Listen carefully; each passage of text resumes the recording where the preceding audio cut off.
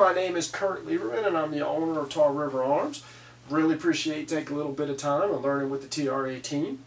And today we're going to just quickly talk about the Smith & Wesson M&P15 Sport Edition.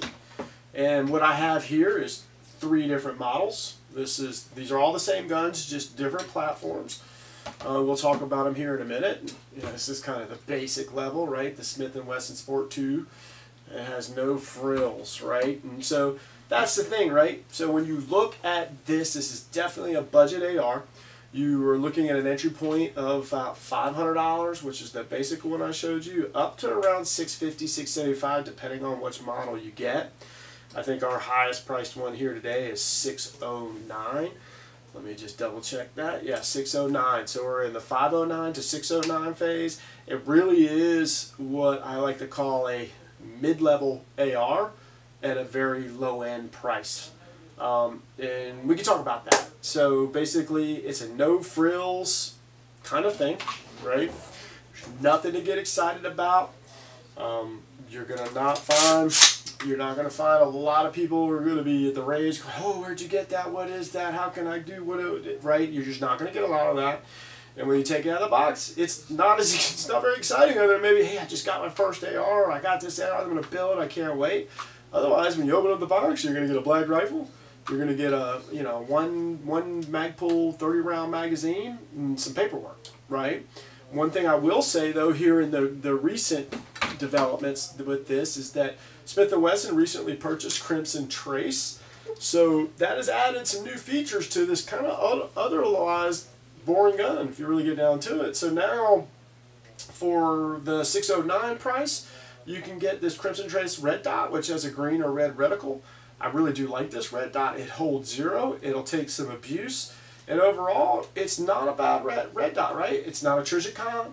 Would I recommend it for military or law enforcement use? No, but for 95% of the users who would purchase this gun, maybe 99%, this is perfect. This is all you really need. You basically can buy this and go shoot this the same day, right? No upgrades really needed at the moment. Another version I've saw that we have of this one as well.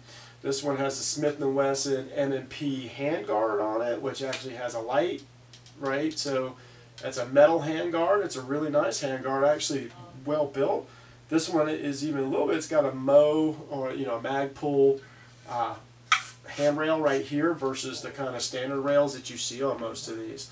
So that's kind of a nice upgrade. So now you have these 3 different models. You have this kind of middle-end AR at a low budget price, and you've got different options, which you didn't used to have. It used to be this was it. This is all you would get, right? Great rifle, not a lot.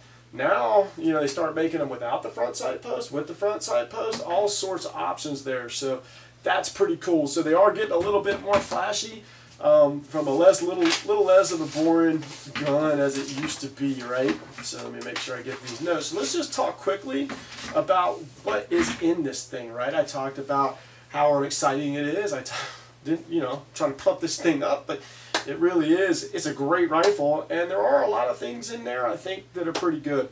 First thing you notice, take it out of the box, open it up. On the top, in this upper part, they call this the upper if you're a new listener, there's a splintered A, they call it.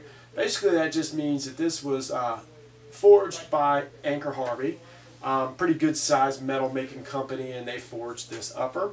The upper has an M4 cut in it that matches to the feed ramps as well on the barrel, making it feed a little bit smoother, a little bit better, making that more efficient. The barrel, 16-inch barrel here. The thing is not chrome lined, which in a lot of cases that's a positive.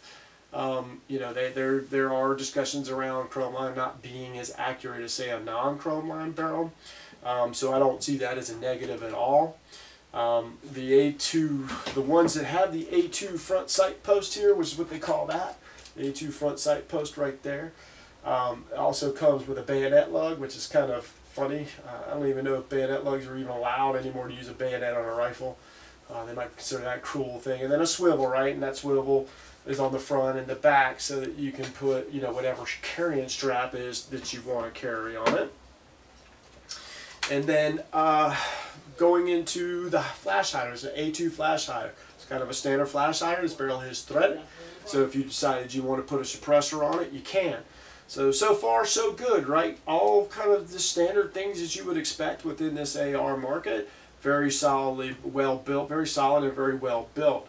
Now let's talk about the internals. The bolt is a phosphate finished bolt. So that's pretty standard, nothing special about that bolt. The bolt is chrome lined in the internals and chrome lined in the gas key. Makes things a little smoother as the bolt functions. That takes a lot of abuse, and so it takes a lot of grit and grind on it too. So that chrome line helps that thing perform a little bit. And then I think there's one other kind of cool feature in there is the extractor comes with a black O-ring in there. It helps it stay efficient and work efficiently as well. The trigger, just nothing out of the norm there. It's just kind of a standard mil-spec trigger. It's got a really nice, crisp 4-pound pull, and it's very clean. So it's not something that you would have to feel like that you'd upgrade. It's a very short, crisp pull. So that's good as well. One difference I think in a lot of these, so a lot of these you will find in the mil-spec world, you'll find this trigger guard right here, which is the guard that protects the trigger. It usually, or in a lot of them, they always will have this, there's a little button you can push and that folds out. In this case it doesn't. This is actually forged into the lower, right? And we talked about the upper being Anchor Harvey. This is the lower part from basically this line down. Typically that has some sort of hinge movement there, but that is not in this case. That is forged into it. It comes with a 6-position stop. It's just nothing special, just a standard Smith & Wesson 6-position butt stop. So yeah, that's kind of the general gist of what the internals and the externals look, right? Without going too deep into the metallurgy and all that stuff. So far so good. Nothing wrong with that. Nothing I would be scared of and nothing I would steer you away. So you might be asking now, right? Because I've said this is a mid-level AR and a very low budget price. What did they cut out on, right? Like something has to give. You can't just put out a high-priced AR and put it down for half the price of what it's worth, right? It just doesn't work that way.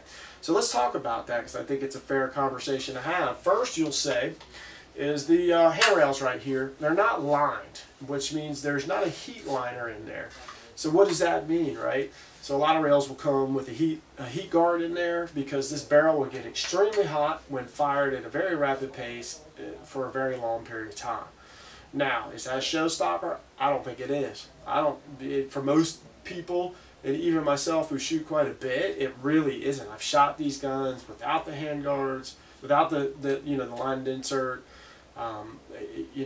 If you're hunting with it or you're shooting at the target, at the range, or you're just using it for self-defense, for 98% of you, it's not going to be a problem at all. It's not even going to be, you're not even ever known it. If I had never said it, you might not even have known it.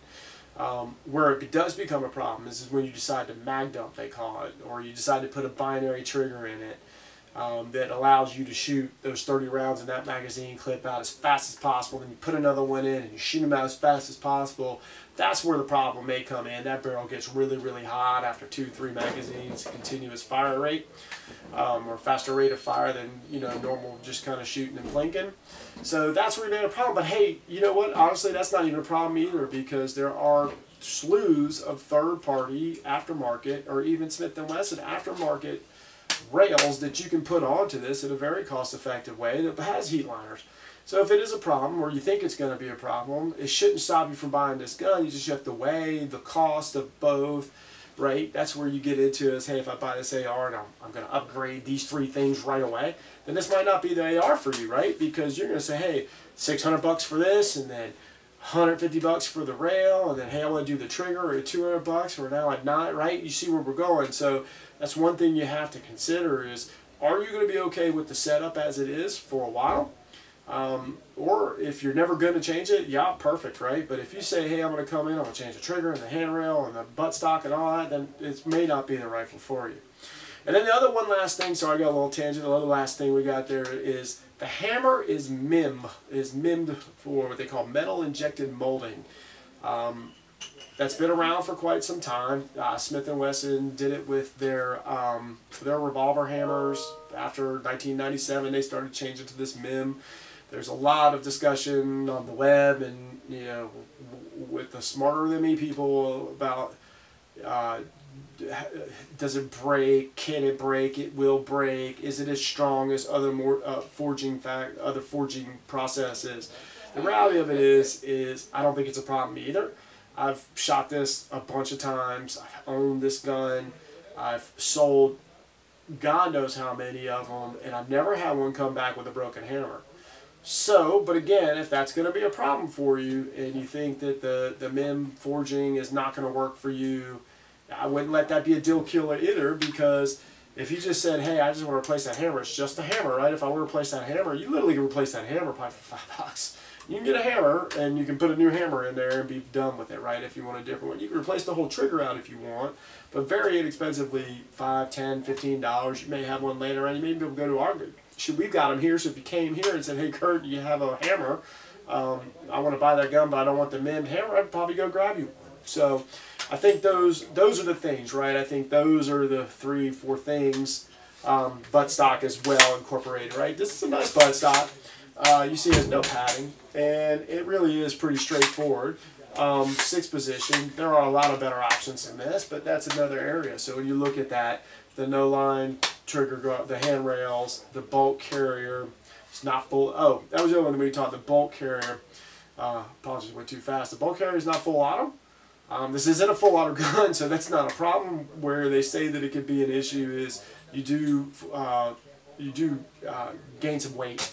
There's more weight on that bolt on the full auto bolt, and they say that that weight adds more kick to the gun. I bet it does if you put it on a scale that's testing it in the nth degrees. But for me, standing there shooting the full auto bolt versus a non-full auto bolt, I can't personally tell the difference, so I don't think that's a showstopper.